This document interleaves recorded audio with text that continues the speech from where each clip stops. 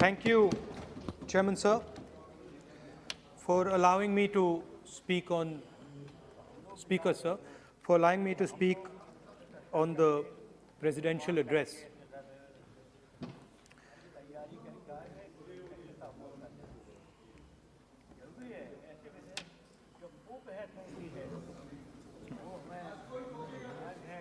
Thank you for allowing me to speak. I felt that the presidential address should have been a strategic address, an address that spoke to India about where we are and where we should be going. What are the challenges we are facing? What are the difficulties we are facing? And what is the potential direction in which we can go? Unfortunately, the presidential address was a long list of things that the government claims to have done, but didn't really contain the deeper strategic issues that we would have liked to see. Also, the presidential address didn't touch a couple of central challenges facing our country. And that's what I would like to discuss today. To me, it seemed that the presidential address was a list of bureaucratic ideas instead of a strategic vision. It looked to me as if it had been constructed not by a vision of leadership, but by a group of bureaucrats who had simply to put something down on paper. So what did the presidential address miss? What did the presidential address not speak about? What did the presidential address hide from the people of India? I think there are three fundamental things that were not spoken about in the presidential address. The first, and what I consider to be the most important, is the idea that there are now two Indias. There is now no longer one India. There are two Indias. One India is for the extremely rich people, for those who have immense wealth, for those who have immense power, for those who do not need a job, for those who do not need water connections, electricity connections, but for those who control the heartbeat of the country. And then another India. Another India. आपके जब नेता बोलेंगे ना, फिर हम भी खड़े होंगे उस समय। एक बात करने दीजिए। ये प्रेसिडेंशियल एड्रेस की एक गरिमा होते हैं। जब आपके प्रवक्ता बोले थे, कोई भी नहीं खड़ा हुआ यहाँ तक। इस गरिमा को मद्देनजर ये चर्चा करना चाहिए। नेता सत्ता पक्ष के भी है, नेता विपक्ष के भी है। हमारे नेता भी बोल रहे हैं, समय हमें दिया गया। इस सूची में हम बोल रहे हैं। अगर आप ये चाहें कि हमारे नेता को बोलने में बाधा डाले जाए, तो मौका हमारे भी आएंगे। आपको नेता जब यहाँ बोलने उठेंगे, हम भी इस तरह की बाधा डालेंगे। ये आपको समझा रहे हैं, चेतावनी दे रहे हैं। ऐसा नहीं, हम लोग डरे हुए नहीं है। हम अपना बात रखना चाहते हैं, अधिकार है हमारा। प्लीज नो प्लीज बैठिए, बोलने सभी अध्यक्ष महोदय। And for my friends in the government, I want to make it clear that the spirit of what I'm saying is not one of criticism. The spirit with which I speak is one of discomfort with the state of our country. And the spirit with which I speak is one where I am worried about what is happening to the country. So you must not take it as a criticism. Take it as a citizen of the country who is concerned about what is going on. धन्यवाद। तो दो हिंदुस्तान बन रहे हैं, एक अमीरों का हिंदुस्तान और दूसरा गरीबों का हिंदुस्तान। और इन दो हिंदुस्तानों के बीच में खाई बढ़ती जा रही है। आपने अभी देखा होगा, अभी दो स्पीकर्स ने बात की, मगर आपने यह नहीं कहा कि रोजगार ढूंढने के लिए उत्तर प्रदेश में, बिहार में रेलवे की नौकरी के लिए वहां पे युवाओं ने क्या किया और क्या हुआ, इसके बारे में आपने नहीं बोला। गरीब हिंदुस्तान के पास आज रोजगार नहीं है। प्रेसिडेंशियल एड्रेस में बेरोजगारी के बारे में एक शब्द नहीं था। और पूरे हिंदुस्तान में आज हिंदुस्तान का युवा रोजगार ढूंढ रहा है। हर स्टेट में, उत्तर प्रदेश, बिहार, सब जगह हिंदुस्तान का युवा एक ही चीज मांग रहा है, रोजगार हमें दे दो। और आपकी सरकार नहीं दे पा रही। आपको मैं आंकड़ा देना चाहता हूं। इस पिछले साल 3 करोड़ युवा रोजगार खोए हैं। आप बात करते हो रोजगार देने की। 2021 में 3 करोड़ युवा रोजगार खोए हैं। 50 साल से सबसे ज्यादा बेरोजगारी आज हिंदुस्तान में है। आपने मेक इन इंडिया की बात की, स्टार्टअप इंडिया की बात की, मगर जो रोजगार हमें, हमारे युवाओं को मिलना चाहिए वो नहीं मिला, और जो था वो गायब हो गया। और ये सच्चाई है, और इस सच्चाई को आप भी पहचानते हो, क्योंकि आपने भी अपने भाषणों में रोजगार के बारे में कुछ नहीं कहा। कितना रोजगार पैदा किया गया है, किस प्रकार किया गया है, उसके बारे में आपने नहीं बोला। और आप बोल भी नहीं पाएंगे, क्योंकि अगर आप बोलेंगे तो हिंदुस्तान का युवा आपकी ओर देख के कहेगा कि ये मजाक कर रहे हैं। तो ये स्थिति पैदा कैसे हुई? ये दो हिंदुस्तान पैदा कैसे हुए?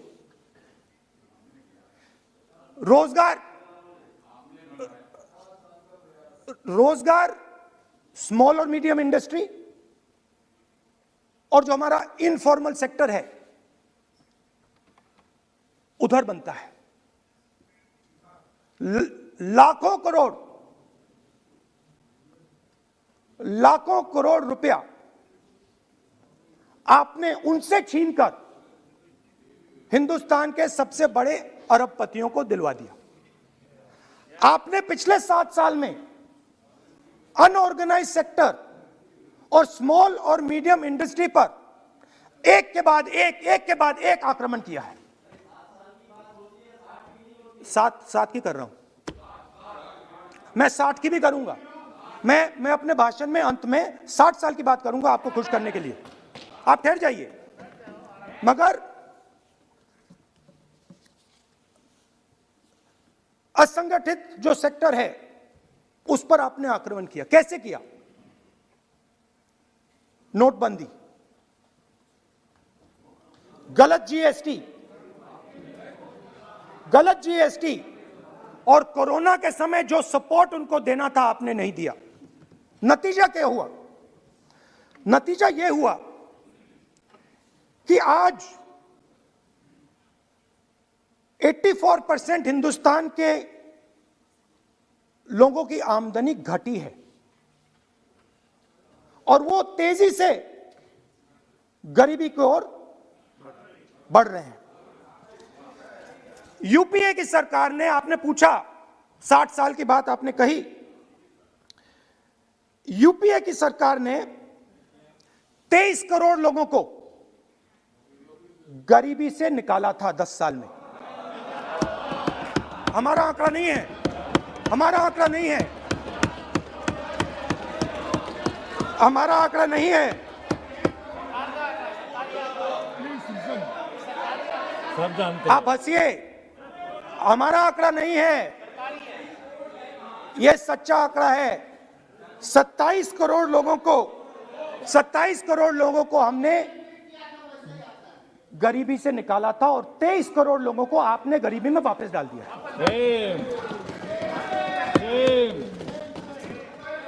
सेम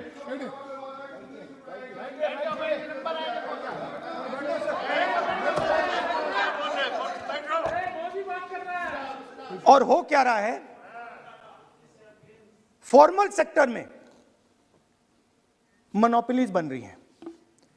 किसी भी आप सेक्टर में देखिए, और सबसे दो मोनोपोलिस्ट के बारे में थोड़ा सा बोलूंगा। उसको वो कोरोना के समय अलग अलग वेरिएंट्स आते हैं ना, डेल्टा, ओमिक्रॉन, वो AA वेरिएंट है और वो पूरा का पूरा हिंदुस्तान की जो अर्थव्यवस्था है उसके अंदर फैल रहा है। आपने बात उठाई तो मैं उसके बारे में पहले बोल देता हूं। एक व्यक्ति को, नाम नहीं लूंगा, एक व्यक्ति को हिंदुस्तान के सब ports,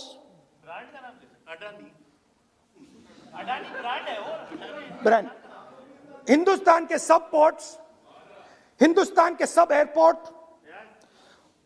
power, transmission, mining, green energy, gas distribution, edible oil, जो भी हिंदुस्तान में होता है उधर अदानी जी दिखाई देते हैं।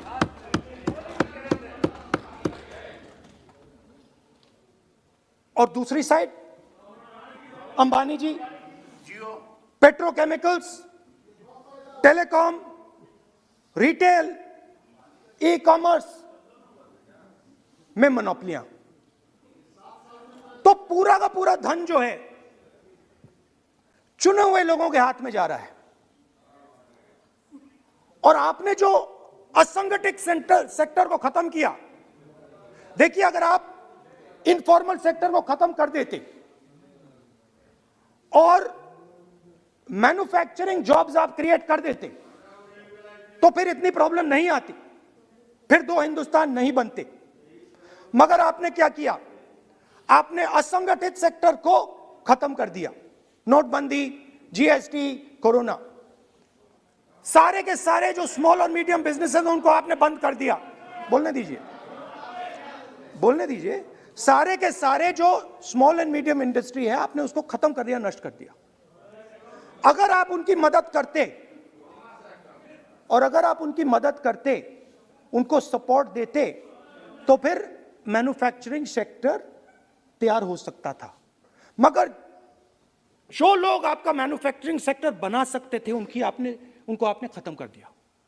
तो आज हिंदुस्तान में आप मेड इन इंडिया की बात करते रहते हो। मेड इन इंडिया हो ही नहीं सकता। आज बात खत्म हो गई है, क्योंकि मेड इन इंडिया वाले हैं कौन? मेड इन इंडिया वाले स्मॉल मीडियम वाले हैं, उनको आपने खत्म कर दिया। मेड इन इंडिया वाले कौन हैं? असंगठित लोग हैं, उनको आपने खत्म कर दिया, हटा दिया, परे कर दिया। मेड इन इंडिया नहीं होने वाला है। अरे भाई, मेड इन इंडिया करने के लिए स्मॉल और मीडियम इंडस्ट्री को ही बड़ा करना पड़ेगा। बिना स्मॉल और मीडियम इंडस्ट्री को सपोर्ट दिए मेड इन इंडिया हो ही नहीं सकता है। और अगर आप पूछते हैं तो मैं आपको बताता हूं, मैन्युफैक्चरिंग जॉब्स की अगर हम बात करें तो मेरे पास आंकड़ा है यहां पे। पिछले 5 साल में मैन्युफैक्चरिंग जॉब्स 46% कम हुए हैं। 46% drop in manufacturing jobs in India. Why? Because you have destroyed the unorganized sector. Why? Because you have destroyed MSMEs. That is why you are focusing completely on 5 or 10 people. I don't have a problem with that. I don't have a problem with big industry. Focus on them. But please realize that they cannot produce jobs for you. Small and medium industry is the only people who can produce jobs for you. That is the reality. और हो क्या रहा है, दो हिंदुस्तान बन रहे हैं। आप यहां पे भाषण देते रहते हो, नया Hindustan, new India, make in India. और कौन से नारे हैं? Startup India. आप ये बोलते रहते हो और देश में बेरोजगारी फैलती जा रही है। और आप ये मत सोचिए कि ये जो गरीब हिंदुस्तान है जिसको आप बना रहे हैं, ये मत सोचिए कि ये चुप बैठा रहेगा। ये मत सोचिए कि ये चुप बैठा रहेगा, ये चुप नहीं बैठा रहेगा। इस हिंदुस्तान को सब कुछ दिख रहा है। इस हिंदुस्तान को दिख रहा है कि आज, सुनिए, इन लोगों को दिख रहा है कि आज ये आंकड़ा, आप सुनिए, ये आपकी सरकार की देन है, ये आंकड़ा अच्छी तरह सुनिए। इस गरीब हिंदुस्तान को दिख रहा है कि आज हिंदुस्तान के 100 सबसे अमीर लोगों के पास हिंदुस्तान के 55 करोड़ लोगों से ज्यादा जायदाद है। बात समझिए, 10 लोगों के पास 40% हिंदुस्तान से ज्यादा धन है। 10 लोगों के पास। यह कैसे हुआ? यह आपने किया, यह नरेंद्र मोदी जी ने किया। और तो मैं आपको एक सुझाव देता हूं, प्रधानमंत्री जी को आपको सुझाव देता हूं, ये जो दो आप हिंदुस्तान आप बना रहे हैं, इन दो हिंदुस्तानों को जोड़ने का काम जल्दी से शुरू कीजिए। स्मॉल एंड मीडियम इंडस्ट्रीज की मदद करना शुरू कीजिए। जो हमारे बेरोजगार युवाएं हैं उनकी मदद कीजिए। और ये जो आप पूरा का पूरा धन इन्हीं 5-10 लोगों को दे रहे हो, क्योंकि ये आपकी मार्केटिंग करते हैं, आपको टीवी, व्हाट्सएप, फेसबुक पे लगाते हैं, ये काम आप बंद कीजिए, नहीं तो देश का नुकसान होगा। आपका नहीं, देश का नुकसान होगा। तो पहला मेरा सुझाव यह है। नंबर 2 और नंबर 3 भी है, अभी आएगा वो। और वो जो आपने 60 साल की बात कही थी, वो नंबर 3 में आएगा। Now, I'd like to speak. There are आप तो now there are two competing visions of this country, which is frankly the main difference between us and them. If you read the Constitution of India, you will find, and many of my colleagues who have not read it should look at it, you will find that India is described as a union of states. India is not described as a nation, it is described as a union of states. What does that mean? That means my brother from Tamil Nadu has to have the same right as my brother from Maharashtra, as my sister from Maharashtra, as my brother from Uttar Pradesh, as my brother from Bihar, as my sister from Manipur, Nagaland, Mizoram. That's what it means. What it means, Jammu Kashmir, of course, Jammu Kashmir, Nagaland, of course, Andaman Nicobar, of course. That is Lakshadweep. Now what is the difference? You have to understand this. This is a serious matter. I would like to have your view on it. And I would like this Parliament House to start serious discussions instead of the type of discussions that we're having. That is why it is serious. It is serious, and I would like a serious response. Right? What I heard, frankly, what I heard in the first address today was not serious. What I heard Mr. Dwivedi say was not serious. It did not behoove this House. It was not at the standard that this House should be used to. It is not at the standard that India should watch. Now, let me come back to the discussion. Let me come back to the discussion, Speaker Sir. There are two visions.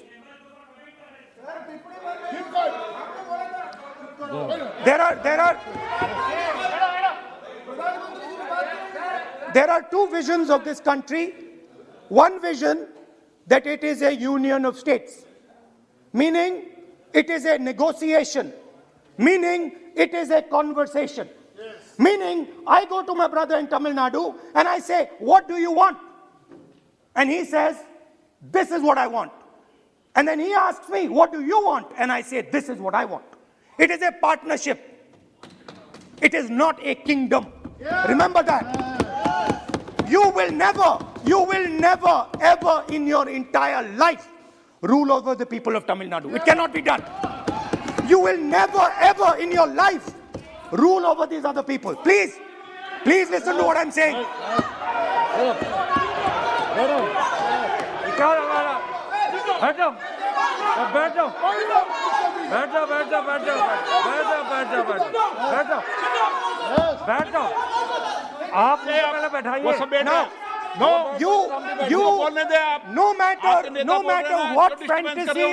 No matter what fantasies you might have, you will never ever rule over the people of the states of India.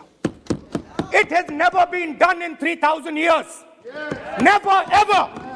The only way India has been ruled. And you can look at any empire you want. You can look at Ashoka the Great. You can look at the Mauryas, you can look at the Guptas, you can look at anyone you want. It has always been ruled by conversation and negotiation. Now, what is the problem? The problem is you people are confused. The problem is you people think that these languages, these cultures, these histories, you think that you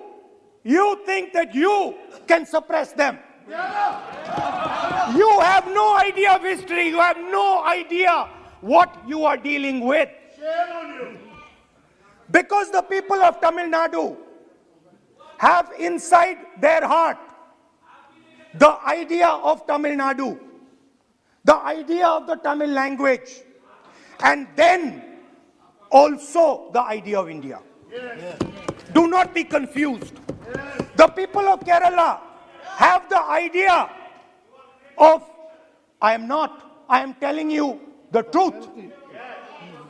The people of Kerala have a culture. I am now a member of Parliament of Kerala. I understand it slightly better. They have a culture, they have a dignity, they have a history. The people, like the gentleman said, the people of Rajasthan have a culture, have a history, have a tradition, have a language. They have a way of life. This is like a bouquet of flowers. This is our strength. I learn from the people of Tamil Nadu. I learn from the people of Rajasthan. I learn even from you. Every day I learn from you. I do. It's not funny. It's not funny. I learn from you. Right? It's not funny. Anyway, there is another vision. A vision that India can be ruled by a stick from the center. You people have no idea of history. Because every time it has been attempted, that stick has been broken and smashed.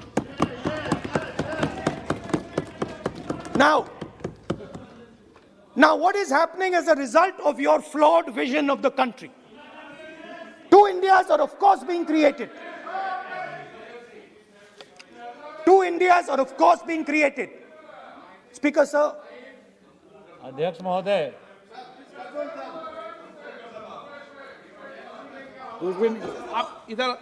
So what is happening? What is happening as a result of this flawed vision? Two Indias, उस पे भी बोलता हूं, उस पे भी बोल देता हूं, मैं उस पे भी बोल देता हूं,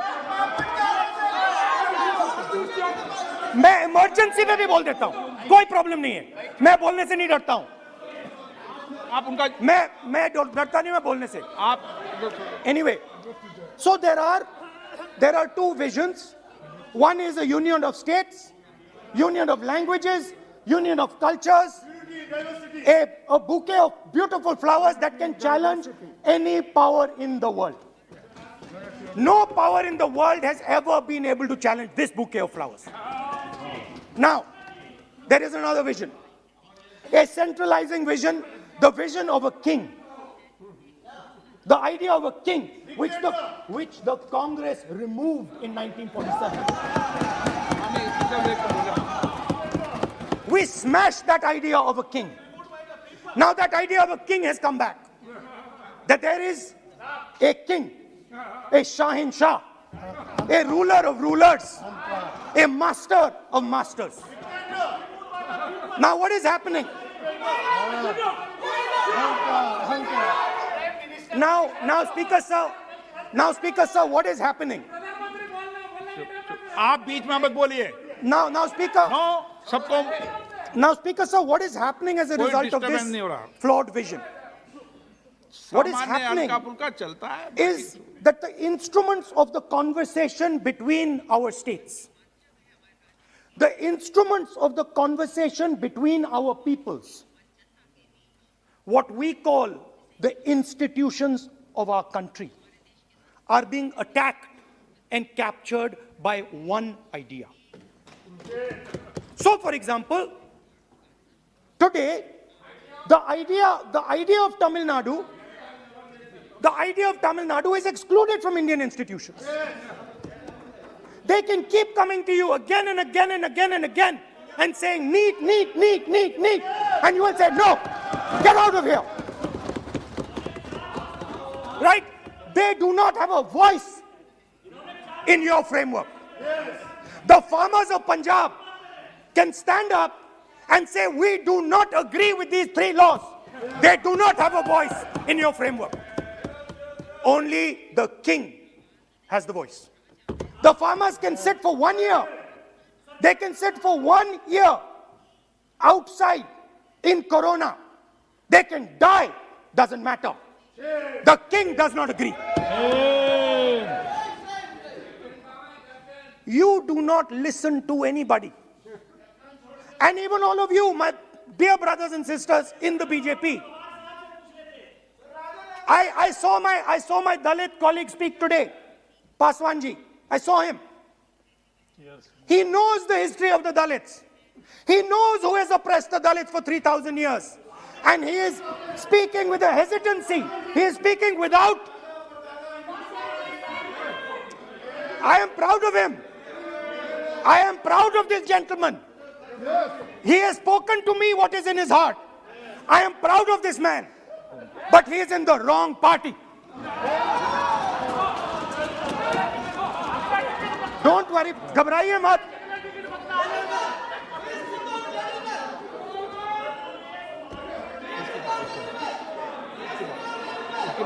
नहीं, बीच में नहीं. तो बीच में थोड़ी बोलेंगे. बाद में. No. Look, Speaker sir, I am a democratic person. I will allow him to speak. ये सुनो एक मिनट. ये आप किसी को इजाजत नहीं दे सकते. ये अधिकार मेरा है. प्लीज बैठ जाइए.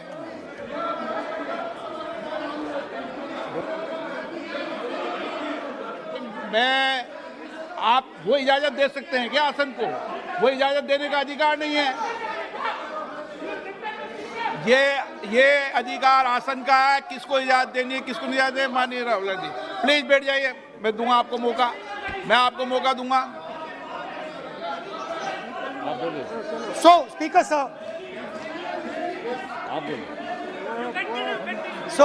sir. माननीय सदस्य प्लीज बैठिए. मैं आपको मौका दूंगा. बोलते रहे आप.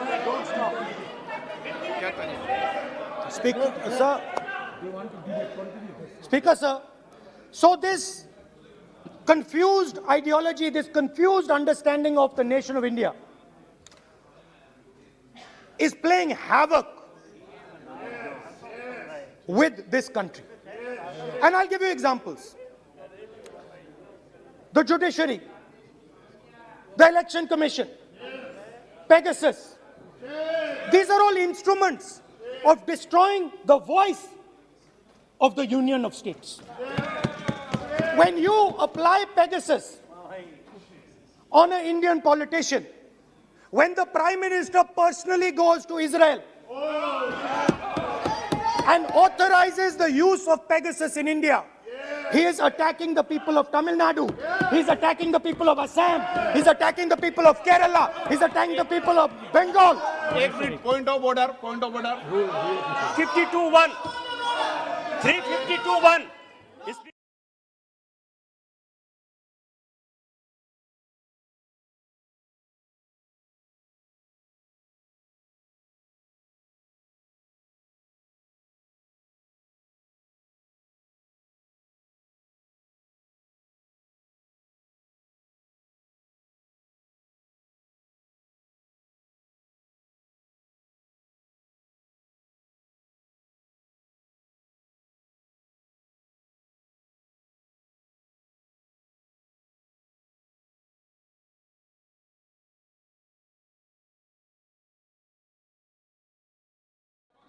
A particular organization has captured the institutional framework of the country and is attacking the voice of the different states of this country. And my fear is that you will get a reaction from that voice. My fear is that this attack that you're carrying out on the institutional framework of this country is going to get a response from the Union of States. And you're fiddling. I understand this. You might not appreciate it, but my great-grandfather spent 15 years in jail building this thing. My grandmother was shot 32 times, and my father was blown into bits. So I understand a little bit about what this country is. My blood has been sacrificed, not by me, by my great-grandfather, by my grandmother, by my father for this country. So I understand what it is. And you are fiddling with something very, very dangerous. And I am advising you, stop. Because if you do not stop, you will create a problem. You have already started creating the problem. The problem has already started in the Northeast. The problem has already started in Tamil Nadu. You're not visible. It's not visible to you right now. Jammu Kashmir, which I will speak about, which is my third point. Now, what you're fiddling with is extremely dangerous, and it demonstrates a complete lack of understanding of history. Please, this evening, go back and look at all the empires that have ever ruled India. Look at them carefully. You will find that every single one of them is a union of states. There's not a single empire. There was a reason Ashok used to go and put his pillars everywhere. Because it was a union of states where Ashok, the great king, respected everybody. You are disrespecting everybody. Disrespect me, I don't care. It doesn't matter to me. But you cannot disrespect the people of this country. Right. Now, final. And I think one of the more important parts of my speech. Actually, I want to say one other thing, which I demand an apology from the Home Minister. And this represents again the idea of a union of states versus the idea of a king. Now, a few days ago, some political leader, I'm not going to name, came to me from Manipur. And he was very agitated. I spoke to him, I said, why are you agitated, my brother? And he says, Rahul ji, I have never felt as insulted as I have a few days ago. I said, why? He said, Rahul ji, a delegation of Manipuris, political leaders, senior leaders went to see the Home Minister. Outside his house,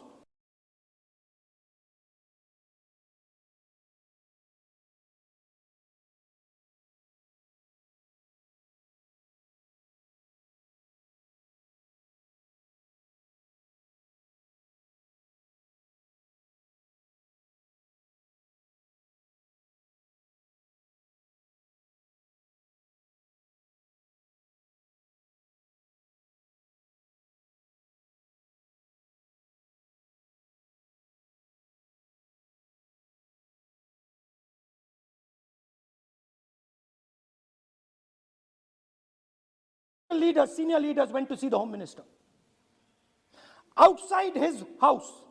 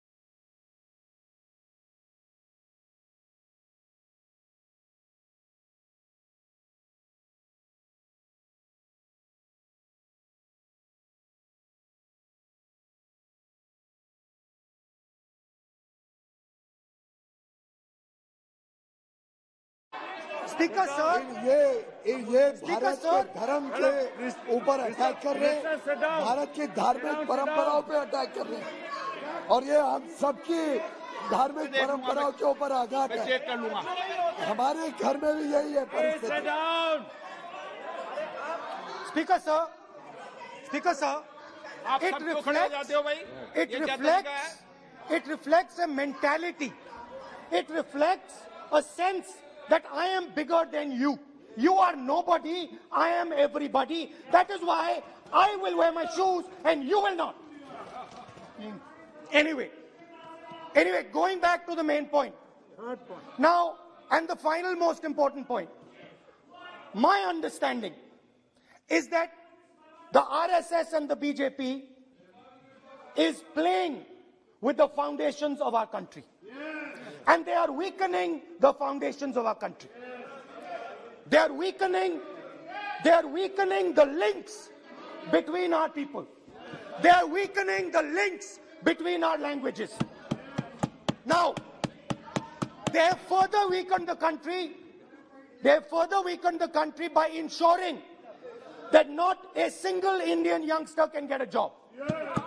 So today, unlike a decade ago, 15 years ago, India is weak. Ask yourselves, why you were not able to get a guest on Republic Day. Ask yourself that question. Don't look surprised. Ask yourself that question. What is happening is that India today is completely isolated. We are completely isolated and surrounded. We are surrounded in Sri Lanka, Nepal, Burma, Pakistan, Afghanistan, China, everywhere we are surrounded. And our opponents understand our position. Please let me speak, because I'm saying something very serious, right? I'm saying something very serious. Let me say it. We have been weakened. The conversation between our people is not taking place. Our institutions are under attack, and we are completely surrounded. The Chinese have a very clear vision of what they want to do. They are very, very clear about what they want to do. And one second, please. The single biggest, you can ask anybody who understands, the single biggest strategic goal of India's foreign policy has been to keep Pakistan and China separate. This is fundamental for India. And what you have done is you have brought them together. Today, do not be under any illusion. Do not underestimate the force that is standing in front of you. Do not underestimate the power that stands in front of us. Do not underestimate it. You have brought Pakistan and China together, and this is the single biggest crime that you could commit against the people of India. China has a clear vision, and I can clearly see, without any confusion in my mind, any doubt, that the Chinese, please, we are all nationalists, so let us discuss properly. I can see that China has a clear-cut plan. The foundations of their plan have been put in place in Doklam and in Ladakh. Do not underestimate what we are facing. This is a very, very serious threat to the Indian nation. This is a very, very serious threat to the Indian nation. We have made huge strategic mistakes in Jammu and Kashmir. We have made huge strategic mistakes in our foreign policy. And if we do not correct, what are the mistakes? I have just told you. You have brought China and Pakistan together. You have brought China and Pakistan together. You have taken the concept of two different fronts and converted it into one unified front. And by the way, in case you haven't realized it, in case you haven't understood what's going on, it is very clear that the Chinese and the Pakistanis are planning. Look at the weapons that they are buying. Look at their activity. Look at the way they are talking. Look at who they are speaking to. I am clearly stating in the House of Parliament that we have made a massive blunder, and we need to make sure, absolutely sure, that we can defend ourselves against the Chinese. Please remember what I'm saying, because the Chinese will act. Remember what I'm saying, and remember that you will be responsible for anything that happens. That is why it is important that as a nation we start this conversation. It is important as a nation that you listen to what we say, because we have experience, we have understanding. You might not think so, but we have people on this side who understand these things, have great understanding. Use us. Use us. I can see that some of you are understanding what I'm saying. I'm happy. I'm happy. I can see. So these are the 3 points I wanted to make today. The nation is now at risk. The nation is at risk. The nation is at risk from outside. From inside. The nation is at risk from inside. And that is a very dangerous place for a nation to be.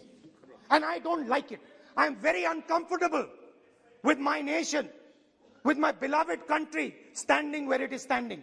Completely isolated on the outside, fighting on the inside, institutions captured, states not able to speak to each other. This worries me. It frightens me for my country. And so that is why I thought it was important that I speak today. I know that many of you will just rubbish what I'm saying. I understand it. That's what you've been told to do. And I'm happy to let you do it. But remember what I said. You are putting this nation, this wonderful nation and its people at huge risk. Stop. Thank you. Kamlesh Paswan ji.